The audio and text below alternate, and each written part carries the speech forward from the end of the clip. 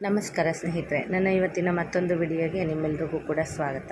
ಇವತ್ತಿನ ವಿಡಿಯೋದಲ್ಲಿ ಏನು ತಿಳ್ಕೊಳ್ಳೋಣ ಅಂತ ಹೇಳಿದ್ರೆ, ಕಾಮದ ಏಕಾದಶಿ. ಈ ಬಾರಿಯ ಏಕಾದಶಿ ಯಾವಾಗಿದೆ, ಈ ಏಕಾದಶಿಯನ್ನು ಯಾವ ರೀತಿ ಆಚರಣೆ ಮಾಡಬೇಕು, ಹಾಗೆ ಈ ಏಕಾದಶಿಯನ್ನು ಏನಂತ ಹೇಳಿ ಕರೀತಾರೆ ಅನ್ನೋದನ್ನು ತಿಳ್ಕೊಂಡು ಬರೋಣ. ಬನ್ನಿ ಸ್ನೇಹಿತರೆ. ಕಾಮದ ಏಕಾದಶಿ ಹಿಂದೂ ಧರ್ಮದಲ್ಲಿ ಅತ್ಯಂತ ಮಹತ್ವದ ಉಪವಾಸಗಳಲ್ಲಿ ಒಂದು ಇದು ಕೂಡ ಆಗಿದೆ. ವಿಶೇಷವಾಗಿ ವೈಷ್ಣವ ಸಂಪ್ರದಾಯದಲ್ಲಿ ಇದನ್ನು ಆಚರಿಸಲಾಗುತ್ತೆ. ಅಂದರೆ ಎಲ್ಲ ಏಕಾದಶಿಗಳು ಕೂಡ ವೈಷ್ಣವ ಸಂಪ್ರದಾಯದಿಂದನೇ ಪ್ರಾರಂಭ ಆಗುವಂತಹದ್ದು. ಹಾಗೆ ಯಾವಾಗ ಬರುತ್ತೆ ಅಂತ ಹೇಳಿದ್ರೆ, ಕಾಮದ ಏಕಾದಶಿ ಚೈತ್ರ ಮಾಸದ ಶುಕ್ಲ ಪಕ್ಷದ ಏಕಾದಶಿ ತಿಥಿಯಲ್ಲಿ ಬರುತ್ತೆ. ಸಾಮಾನ್ಯವಾಗಿ ಇದು ಮಾರ್ಚ್ ಏಪ್ರಿಲ್ ತಿಂಗಳಲ್ಲಿ ಬರುತ್ತೆ. ಹಾಗೆ ಈ ವರ್ಷವೂ ಕೂಡ ಮಾರ್ಚ್ ಅಂತ್ಯದಲ್ಲಿ ಬಂದಿದೆ ಅಂತಲೇ ಹೇಳ್ಬೋದು. ಹಾಗೆ ಯಾವ ದಿನಾಂಕದಂದು ಇದೆ ಅಂತ ಹೇಳಿ ಕೂಡ ನೋಡ್ಕೊಂಡು ಬಂದ್ಬಿಡೋಣ. ಬನ್ನಿ ಸ್ನೇಹಿತರೆ. 28 ಶನಿವಾರ, 28/3/2023 ಶನಿವಾರ ದಶಮಿ ಇದೆ. ಹಾಗೆ 29/3/2026 ಅಂದರೆ ಭಾನುವಾರ ಕಾಮದ ಏಕಾದಶಿ ಇದೆ. ಹಾಗೆ 30/3/2026 ದ್ವಾದಶಿ ಪಾರಾಯಣ ಇದೆ. ಹಾಗೆ ಕಾಮದ ಏಕಾದಶಿಯ ಮಹತ್ವ ಏನು ಅಂತ ಹೇಳಿ ತಿಳ್ಕೊಂಡು ಬಂದ್ಬಿಡೋಣ. ಬನ್ನಿ. ಕಾಮದ ಎಂಬ ಪದದ ಅರ್ಥ ಇಚ್ಛೆಗಳನ್ನು ನೆರವೇರಿಸುವುದು ಅಂತ ಹೇಳಿ. ಈ ಏಕಾದಶಿಯನ್ನು ಆಚರಿಸಿದ್ರೆ ಎಲ್ಲ ಪಾಪಗಳು ಕೂಡ ನಿವಾರಣೆ ಆಗುತ್ತೆ ಅಂತ ಕೂಡ ನಂಬಲಾಗುತ್ತೆ. ಇನ್ನು ಈ ಕಾಮದ ಏಕಾದಶಿ ದಿನ ಇರ್ಬೋದು, ಪ್ರತಿಯೊಂದು ಏಕಾದಶಿಯಲ್ಲೂ ಅಂದರೆ ತಿಂಗಳಿಗೆ 2 ಏಕಾದಶಿ ಬರುತ್ತೆ.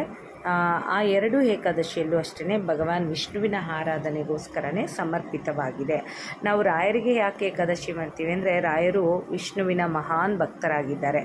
ವಿಷ್ಣುವಿನ ಒಂದು ಸಂಪರ್ಕಕ್ಕೋಸ್ಕರ ನಮಗೆ ಮಧ್ಯದಲ್ಲಿ ಒಂದು ಕೊಂಡಿಯ ಥರ ರಾಯರಿದ್ದಾರೆ. ನಾವು ರಾಯರಲ್ಲಿ ಏನೇ ಬೇಡ್ಕೊಂಡ್ರೂ ಕೂಡ ರಾಯರು ನಮ್ಮ ಇಚ್ಛೆಗಳನ್ನು ವಿಷ್ಣುವಿಗೆ ಅವರ ಮುಖಾಂತರನೇ ತಿಳಿಸ್ಕೊಡ್ತಾರೆ. ಹಾಗೆ ರಾಯರು ವಿಷ್ಣುವಿನ ಮಹಾನ್ ಭಕ್ತ ಅಂತಲೇ ಹೇಳ್ಬೋದು. ಹಾಗೆ ರಾಯರು ತಿರುಪತಿಯ ತಿಮ್ಮಪ್ಪನ ವರಪ್ರಸಾದವೂ ಕೂಡ ಆಗಿದ್ದಾರೆ. ಇನ್ನು ನಾವು ನೇರವಾಗಿ ವಿಷ್ಣುವಿನ ಪೂಜೆ ಮಾಡದೆ ಹೋದರೂ ರಾಯರನ್ನು ನಾವು ಪೂಜೆ ಮಾಡೋದ್ರಿಂದ ನಮಗೆ ವಿಷ್ಣುವಿನ ಆರಾಧನೆಯನ್ನು ಮಾಡಿದಷ್ಟೇ ಒಂದು ಮನೋಭಾವ ಬರುತ್ತೆ ಅಂತಲೇ ಹೇಳ್ಬೋದು.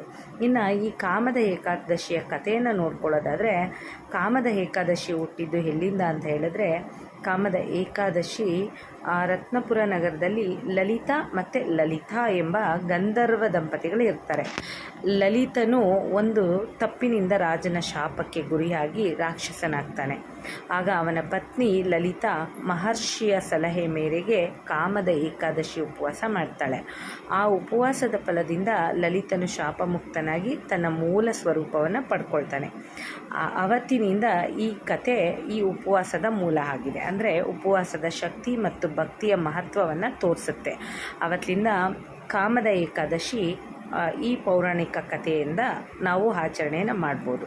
ಹಾಗೆ ನಾವು ಯಾವ ರೀತಿ ಕಾಮದ ಏಕಾದಶಿ ಆಗಿರ್ಬೋದು, ಪ್ರತಿಯೊಂದು ಏಕಾದಶಿಯನ್ನು ಆಚರಣೆ ಮಾಡುವಂತಹ ವಿಧಾನ, ಉಪವಾಸ ಮಾಡೋದು ಮೊದಲಿಗೆ ಶುರು ಮಾಡಬೇಕಾಗತ್ತೆ. ಅಂದರೆ ಪೂರ್ಣ ಉಪವಾಸ ಅಥವಾ ಫಲಾಹಾರ, ವಿಷ್ಣು ಪೂಜೆ ಮಾಡೋದು, ವಿಷ್ಣು ಸಹಸ್ರನಾಮವನ್ನು ಪಠನೆ ಮಾಡೋದು, ಭಗವದ್ಗೀತೆ ಓದೋದು, ದಾನ ಧರ್ಮಗಳನ್ನು ಮಾಡೋದು, ಈ ರೀತಿಯಲ್ಲಿ ನಾವು ಪೂಜೆಯ ಆಚರಣೆಯನ್ನು ಮಾಡಬೇಕಾಗತ್ತೆ. ಇನ್ನು ಫಲಗಳು ಪಾಪ ಪರಿಹಾರ, ಮನಃಶಾಂತಿ, ಇಚ್ಛೆಗಳ ಪೂರ್ಣತೆ, ಕುಟುಂಬದಲ್ಲಿ ಸುಖ ಶಾಂತಿ. ನಾವು ಈ ಒಂದು ಉಪವಾಸವನ್ನು ಆಚರಣೆ ಮಾಡೋದ್ರಿಂದ, ಈ ಏಕಾದಶಿಯನ್ನು ಆಚರಣೆ ಮಾಡೋದ್ರಿಂದ ನಮಗೆ ಇಷ್ಟೆಲ್ಲವೂ ಕೂಡ ಏನು ಫಲಗಳು ಸಿಗುತ್ತೆ ಅಂತಲೇ ಹೇಳ್ಬೋದು. ನಮ್ಮ ಪಾಪಗಳು ಕಳೆಯುತ್ತೆ, ನಮ್ಮ ಪುಣ್ಯದ ಲೆಕ್ಕ ಆಗುತ್ತೆ.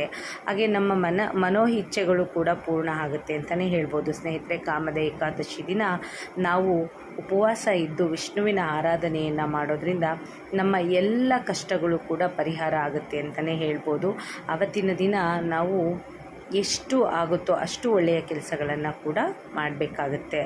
ಇನ್ನು ಪಾರಾಯಣ ಉಪವಾಸವನ್ನು ಮುರಿಯೋದು ದ್ವಾದಶಿಯ ದಿನ ಆಗಿರುತ್ತೆ. ಅಂದರೆ ಮಾರ್ಚ್ 31 ಬೆಳಗ್ಗೆ ಮಾಡಬೇಕಾಗುತ್ತೆ. ಸಾಮಾನ್ಯವಾಗಿ ಸೂರ್ಯೋದಯದ ನಂತರ ಮತ್ತು ದ್ವಾದಶಿ ತಿಥಿಯ ಒಳಗಡೆನೇ ಇದನ್ನು ಮುಗಿಸ್ಬೇಕಾಗತ್ತೆ. ಇನ್ನು ಉಪವಾಸ ಮಾಡುವಂತಹ ಸರಿಯಾದ ವಿಧಾನ ಯಾವ ರೀತಿ ಅಂದರೆ, ಇಂದಿನ ದಿನ ಅಂದರೆ 28ನೇ ತಾರೀಕು ದಶಮಿ ಬಂದಿದೆ.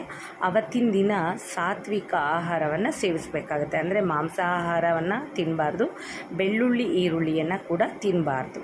ಈ ರೀತಿಯಲ್ಲಿ ಸಾತ್ವಿಕ ಆಹಾರವನ್ನು ಸೇವಿಸಿ ಅವತ್ತಿನ ದಿನ ನಾವು ಯಾವ ಒಂದು ಮನೆಯಲ್ಲಿ ನಾವು ಪೂಜೆ ಮಾಡ್ತೀವಲ್ವ ರಾಯರನ್ನು ಹಾಗೆ ವಿಷ್ಣುವನ್ನು, ಆವತ್ತಿನ ದಿನ ಪೂಜೆ ಮಾಡಿದರೆ, ಹೂವುಗಳನ್ನು ಹಾಕಿದರೆ ಎಲ್ಲವನ್ನು ತೆಗೆದು ದೇವರ ಮನೆಯನ್ನೆಲ್ಲ ನೀವು ಸ್ವಚ್ಛ ಮಾಡಿಕೊಂಡು ದೀಪವನ್ನು ಅಂಟಿಸಿ ನಿಮ್ಮ ಕೈಯಲ್ಲಿ ಏನು ಸಾತ್ವಿಕ ಆಹಾರ ತಿನ್ನೋಕ್ಕಾಗುತ್ತೋ ಆ ಆಹಾರವನ್ನು ತಿಂದು ನೀವು ಏಕಾದಶಿಗೆ ತಯಾರಿಯನ್ನು ಮಾಡ್ಕೊಳ್ಬೇಕಾಗತ್ತೆ. ಇನ್ನು ಏಕಾದಶಿ ದಿನ ಬೆಳಗ್ಗೆ ಸ್ನಾನ ಮಾಡಿ ವಿಷ್ಣುವಿನ ಮತ್ತು ರಾಯರನ್ನ ಪೂಜೆಯನ್ನು ಮಾಡಿ ಉಪವಾಸ ಅಂದರೆ ನಿರ್ಜಲ ಉಪವಾಸ ಅಂತ ಹೇಳಿ ಕರೀತಾರೆ. ಅಂದರೆ ನೀರಿನ ಉಪವಾಸ ಅಂದರೆ ನೀರನ್ನು ಕೂಡ ಸೇವನೆ ಮಾಡಬಾರ್ದು. ನಿರ್ಜಲ ಉಪವಾಸ, ಏನನ್ನು ಕೂಡ ತಿನ್ನದೆ ಏನನ್ನು ಕೂಡ ಕುಡಿದೆ ಉಪವಾಸವನ್ನು ಮಾಡಬೇಕಾಗತ್ತೆ.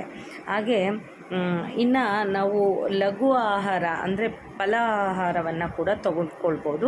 ನಮ್ಮ ಕೈಯಲ್ಲಿ ಆಗೋದಿಲ್ಲ, ತುಂಬ ಉಪವಾಸ ಇದ್ದರೆ ಏನೋ ಒಂದು ನಮಗೆ ಹೆಲ್ತ್ಗೆ ಸರಿ ಹೋಗೋದಿಲ್ಲ ಅನ್ನೋರು ಫಲಾಹಾರ ಅಂದರೆ ಹಣ್ಣುಗಳನ್ನು ತಿನ್ಬೋದಾಗುತ್ತೆ.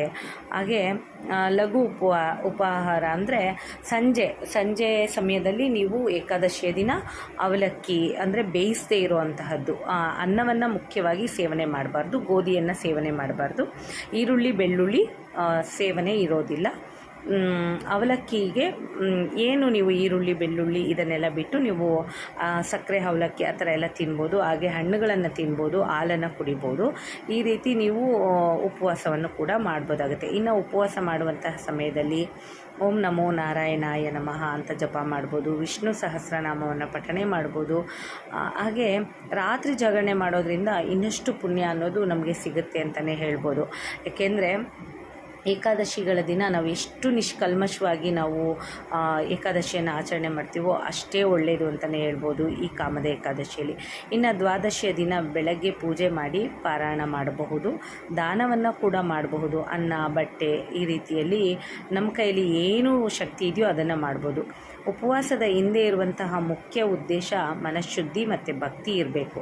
ಸಾಧ್ಯವಿಲ್ಲದವರು ಸರಳವಾಗಿ ಫಲಾಹಾರನ ನಾನು ಮೊದಲೇ ಹೇಳಿದಾಗೆ ಉಪವಾಸದಲ್ಲಿ ನೀವು ಎಷ್ಟು ನಿಮಗೆ ಉಪವಾಸ ಇರೋಕ್ಕಾಗುತ್ತೋ ಅಷ್ಟು ಇದು ಮಾಡ್ಕೋಬೋದು. ಇನ್ನು ಹಿರಿಯರು ಅಥವಾ ಆರೋಗ್ಯ ಸಮಸ್ಯೆ ಇರುವಂತಹವರು ಕಠಿಣ ಉಪವಾಸವನ್ನು ನೀವು ತಪ್ಪಿಸಬಹುದು. ಅಂದರೆ ತುಂಬ ನಿರ್ಜಲ ಉಪವಾಸವನ್ನು ತಪ್ಪಿಸಿ ನಾನು ಮೊದಲೇ ಹೇಳಿದಾಗೆ ಹಾಲು ಹಣ್ಣುಗಳನ್ನು ತಗೊಳ್ಬಹುದು. ಈ ಒಂದು ಕಾಮದ ಏಕಾದಶಿಯ ಬಗ್ಗೆ ನನಗೆ ಗೊತ್ತಿರುವಂತಹ ವಿವರವನ್ನು ನಾನು ನಿಮಗೆ ಕೊಟ್ಟಿದ್ದೀನಿ ಸ್ನೇಹಿತರೆ. ಕಾಮದ ಏಕಾದಶಿಯನ್ನು ಆಚರಣೆ ಮಾಡಿ ಏನು ನಿಮ್ಮ ಕಾಮನೆಗಳಿದೆ, ಏನು ನಿಮ್ಮ ಒಂದು ಪಾಪ ಪುಣ್ಯಗಳಿದೆಯೋ ಅದೆಲ್ಲವನ್ನು ಕೂಡ ಭಗವಾನ್ ವಿಷ್ಣು ರಾಯರ ಮುಖಾಂತರ ನಮಗೆ ಕಲ್ಪಿಸ್ತಾರೆ ಅಂತಲೇ ಹೇಳ್ಬೋದು. ಹಾಗೆ ರಾಯರು ನಮಗೆ ಅನುಗ್ರಹವನ್ನು ಕೊಡ್ತಾರೆ ಅಂತಲೇ ಹೇಳ್ಬೋದು ಸ್ನೇಹಿತರೆ. ಏಕಾದಶಿಯನ್ನು ಪ್ರತಿ 15 ದಿನಕ್ಕೊಮ್ಮೆ ಮಾಡೋದ್ರಿಂದ ನಮ್ಮ ಜೀವನದಲ್ಲಿರುವಂತಹ ಕಷ್ಟಗಳು ಕೂಡ ಕಡಿಮೆ ಆಗುತ್ತೆ ಅಂತಲೇ ಹೇಳಬಹುದು. ನೀವು ಅಂದ್ಕೊಳ್ಳಿ, ಒಂದು ಸಂಕಲ್ಪವನ್ನು ಮಾಡಿಕೊಂಡು ನಾನು ಪ್ರತಿ ಏಕಾದಶಿಯಲ್ಲಿ ನನ್ನ ಕೈಯಲ್ಲಾದ ಮಟ್ಟಿಗೆ ನಾನು ಉಪವಾಸ ಇದ್ದು ನಿಮ್ಮ ಸೇವೆಯನ್ನು ಮಾಡ್ತೀನಿ, ನಿಮ್ಮ ಸೇವೆಯನ್ನು ಮಾಡೋದಕ್ಕೆ ಇದು ಒಂದು ದಾರಿ ಅಂತ ಹೇಳಿ ನೀವು ಮನಸ್ಸಿನಲ್ಲಿ ಅಂದ್ಕೊಂಡು ಒಂದು ಸಂಕಲ್ಪ ಮಾಡ್ಕೊಂಡು ಏಕಾದಶಿಯನ್ನು ಮಾಡಿ. ನಿಜವಾಗ್ಲೂ ನಿಮಗೆ ರಾಯರ ಅನುಗ್ರಹ ಅನ್ನೋದು ಸಿಕ್ಕೇ ಸಿಗುತ್ತೆ. ಎಲ್ರಿಗೂ ಕೂಡ ರಾಯರು ಒಳ್ಳೇದು ಮಾಡಲಿ. ಈ ವಿಡಿಯೋ ಏನಾದರೂ ನಿಮ್ಗೆ ಇಷ್ಟ ಆಗಿದ್ದರೆ ಇನ್ನಷ್ಟು ರಾಯರ ಬಗ್ಗೆ ತಿಳ್ಕೊಳ್ಬೇಕು ಅನ್ನುವಂತಹ ಆಸಕ್ತಿ ಇದ್ದರೆ ಚಾನಲನ್ನು ಸಬ್ಸ್ಕ್ರೈಬ್ ಮಾಡ್ಕೊಳ್ಳಿ, ವಿಡಿಯೋಗೆ ಲೈಕ್ ಮಾಡಿ, ಶೇರ್ ಮಾಡಿ, ಕಮೆಂಟ್ ಮಾಡಿ ಸ್ನೇಹಿತರೆ. ಶುಭ ದಿನ.